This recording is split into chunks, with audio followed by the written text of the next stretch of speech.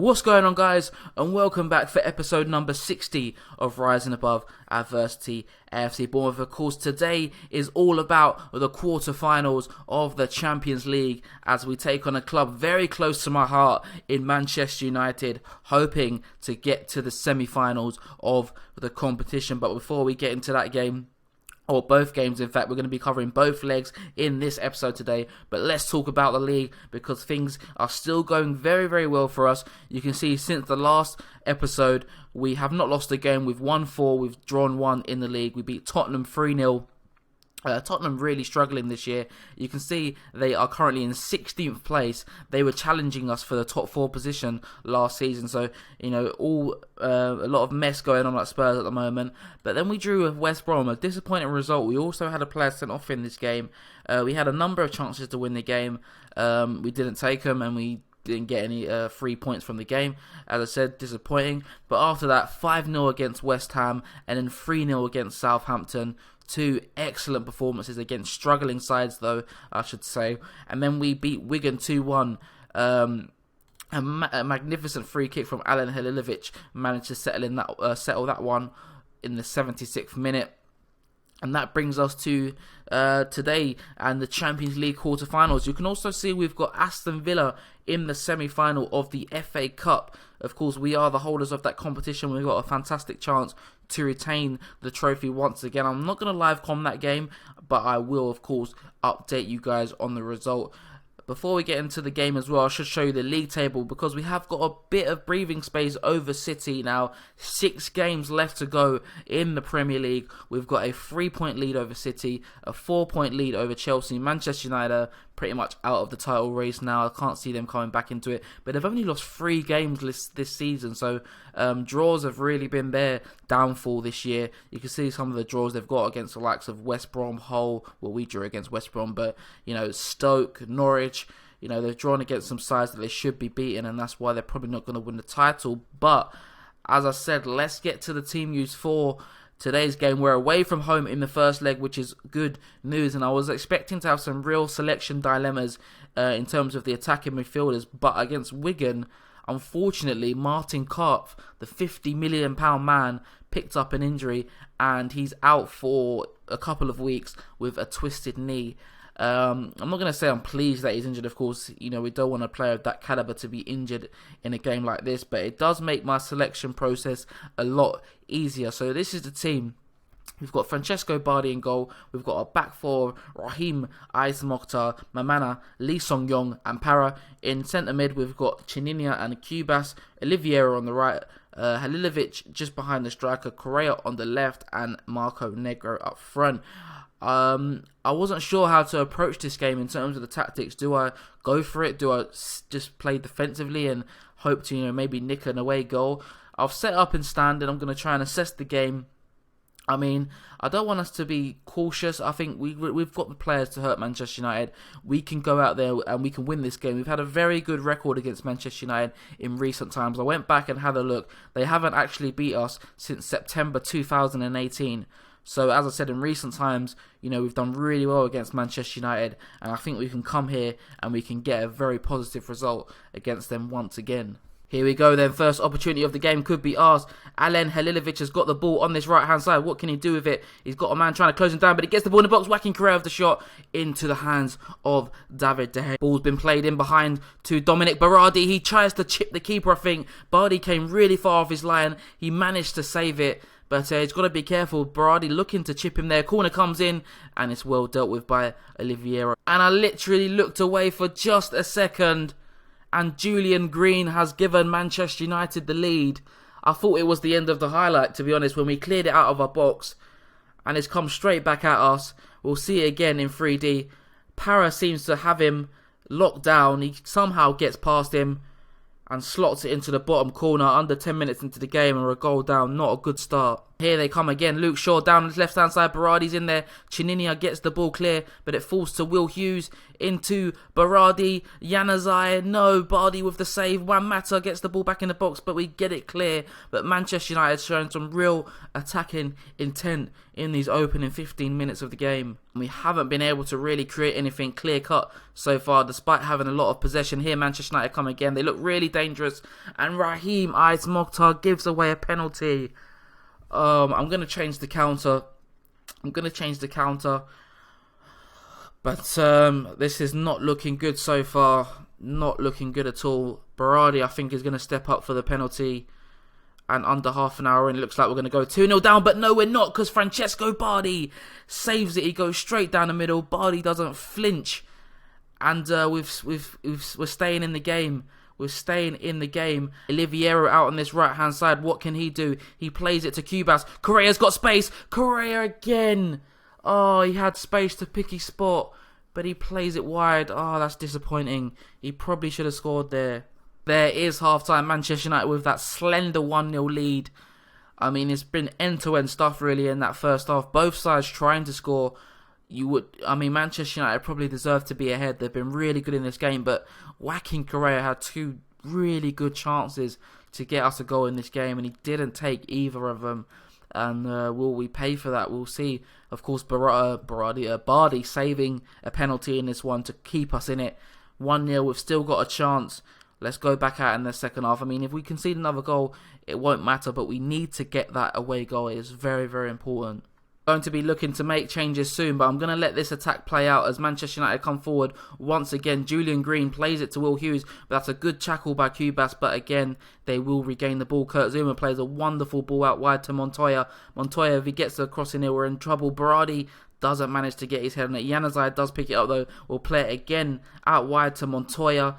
Deal with it, please. Julian Gray, Berardi with the header, and it's 2-0, and it's time to make changes. We're going to go to control. Halilovic is going to come off. He's had a poor game, so we're going to switch Correa into the middle of the park, play him as an advanced playmaker. We're going to bring on Marcelo. We're also going to take off Chininia, and we're going to bring on Benjamin Nunes.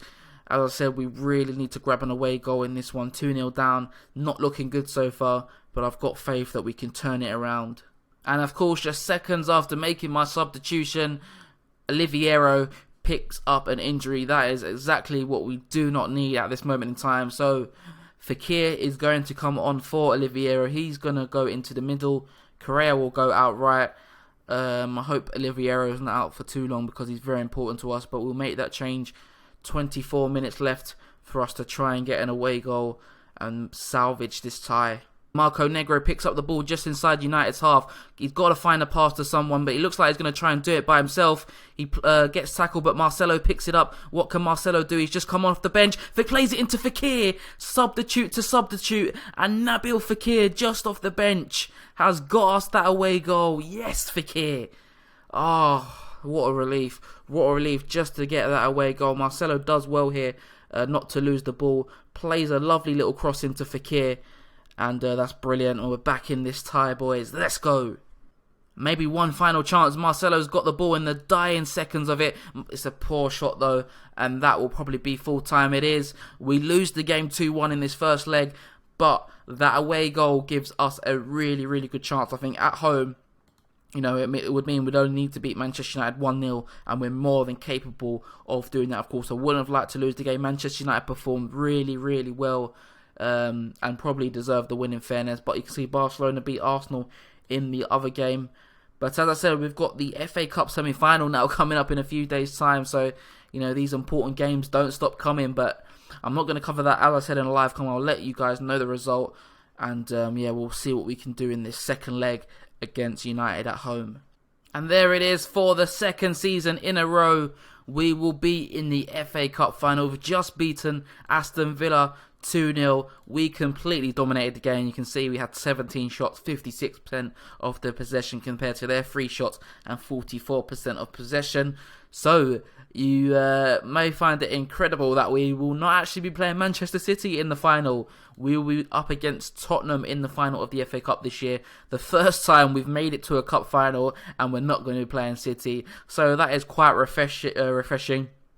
But as you know, the focus of this episode is not on the FA Cup. It is on the Champions League, and this is the lineup for the second leg against United. We're actually unchanged from the first leg. Oliviero's injury that he picked up wasn't serious. He actually was able to play in the FA Cup semi-final, so that is good news. Just a slight couple of changes that I've made. Changed the mentality from standard to control. We're at home. I want us to, control the game essentially. And I feel that we can do that most definitely. Of course, we are 2-1 down from the first leg. A 1-0 win would see us through, but I've got a feeling that Manchester United will actually score in this game. And I've also changed Joaquin Correa's role slightly on that left-hand side. He usually plays as just a winger, but I'm going to set him as an inside forward. Of course, he's right-footed. I want to see him cut inside a little bit more, see what he can do, create some problems for Manchester United, hopefully, with the overlapping runs for Para, and I feel like that will help us out. But as I said, 2-1 down from the first leg. 1-0 win would see us through, but it's very, very tight at this moment in time. Very nervy for myself, but hopefully we can do the job and go through to the semi-final. It would be an incredible achievement. And just 4 minutes into the game, we're already on the front foot. Halilovic has the ball on this right-hand side. He cuts in, plays it to Oliviero. Oliviero with the strike. Correa with the effort. It's saved by David De Gea. David De Gea made a lot of saves in that first leg, and he's done it once again. Halilovic with the corner. It comes in. Oh, but it's turned around for another corner. We'll see this one out. I don't think anything's going to come from it. Joaquin Correa floats it in, and it's headed out by Berardi. We've made an absolutely excellent start to this game. Just 7 minutes in, we've dominated possession so far. But can we make a clear-cut opportunity? Halilovic with the strike again. It's straight into the hands of De Gea. If he just hit it to his right, he surely would have scored. Disappointed a little bit there with Halilovic. 20 minutes in and we've started this game so well. Haven't really managed to create anything clear-cut thus far. I mean, I feel like Halilovic should have scored that early opportunity. But Para with the cross. And Negro hits the woodwork. Oh, we've come mightily close and should probably be in the lead so far in this game. But can we have a chance here? Halilovic can't find the pass. Mamana picks up the ball from the clearance. Cubas plays it to Halilovic into Marco Negro. Play it out wide to Para. Please play it out wide. He does. Para, can he get the cross in the box though? He does. Oliviero's there. Oliviero with the goal. He's scored quite a few headers this year, and that's his 20th goal of the season. And as it stands, we are going through on away goals. Oh, that was brilliant. That was brilliant. Para with an absolutely beautiful ball to the back post. Oliviero gets above everybody else. Lovely header. 1-0. Come on, Bournemouth. We've dominated this game so far. And Lee Song-yong with the header just wide. Oh, we probably should be more than 1-0 up in this game. Honestly, guys, look at the stats. 15 shots compared to United's 1. 59% of the possession. But we go into half-time with a 1-0 lead. Cesar Oliviero's goal gives us that lead, and I'll tell the players that I'm pleased with how things going. Let's get this second goal and try and make this a little bit less nervy. Of course, it doesn't really change anything. If we do score another goal, Manchester United know they need to score another goal. But if we get that second, it would be brilliant. I'll tell the players again, I have faith, and let's get out there and let's do this again. Come on. So nothing has been happening so far in the second half. We've got to the 60th minute, so I'm going to make some changes, bring some fresh legs on. Cesar Oliviero struggling out there, so we're going to take him off, switch Joaquin Correa to the right, and we're going to bring on Marcelo on the left-hand side. I'm tempted to take off Andres Cubas, because again, he's not doing great with fitness at the moment. He hasn't had a magnificent game, but I think I'm going to leave him out there. He's a really important part of our midfield, and I don't really want to take him off at this stage. So we're just going to make that one change. Marcelo coming on for Oliviero. We've done so well in this game, but Manchester United are on the attack. Joel Campbell out on this left-hand side, plays it to Pullman. He goes for the long-range effort, which I'll take, and it's well wide. And with just 6 minutes left to go in the game, it's getting really nervy. But Chininia wins the header from that awful attempt at a corner. And Negro's going to bring it forward for us. Marcelo's out left. He's got so much space to run into. If he finds a decent cross, we've got to score. Negro with the... from point-blank range. Somehow doesn't put the ball in the back of the net. But surely that will be it. The clock is ticking down. And there it is. Full time at the Bournemouth Stadium. We've made it through on away goals. We made it a lot harder for ourselves than we should have, because we should have scored more than one goal in this game, but we've made it through on away goal. Look at the stats. We completely dominated the second leg. but we have made it to the semi-final of the Champions League, boys. Marco Negro, how long is he out for? 6 to 8 days. Okay, that's not too bad. But wow, what a tie against Manchester United. But so delighted that we've made it through. And before we draw this episode to a close, we're going to have the draw for the semi-finals. So Barcelona, PSG and Real Madrid, and of course ourselves, left in the competition. So let's get straight into it. Who will we get in the semi-final of the Champions League? So first out of the draw, we have got Barcelona. They will play against PSG. So it will be Real Madrid. We are away from home in the first leg, which is good. So Real Madrid are going to be our opponents in the semi-final of the Champions League. Let's have a quick look at how Real Madrid are doing this season in La Liga. So they're topping La Liga. Still got Ronaldo at the age of 36. Oh God. But we've got to be confident that we can go there and do it. We've got a good team. And this is the best chance we've ever had at winning the Champions League. But wow, what a tie that is going to be. But anyway, we've actually got Manchester United coming up in the league very soon. I'm probably going to come back for, of course, the semi-final against Real Madrid. And, of course, the league is coming to a close very soon as well. So I'm going to have to show some league games. We've actually got a nice little lead now. Chelsea and Manchester City have been dropping points. And now we have a 3-point lead at the top with a game in hand. So it is looking very, very good in the league at the moment. I'm not sure when I'll come back because we may wrap up the league very soon. Of course, Real Madrid will probably be the next episode though. But anyway, you guys will see when I do come back. So that will be it for this episode then. It's going to be a crazy end to the season. A potential league title on the way. An FA Cup final. And potentially also a Champions League final as well.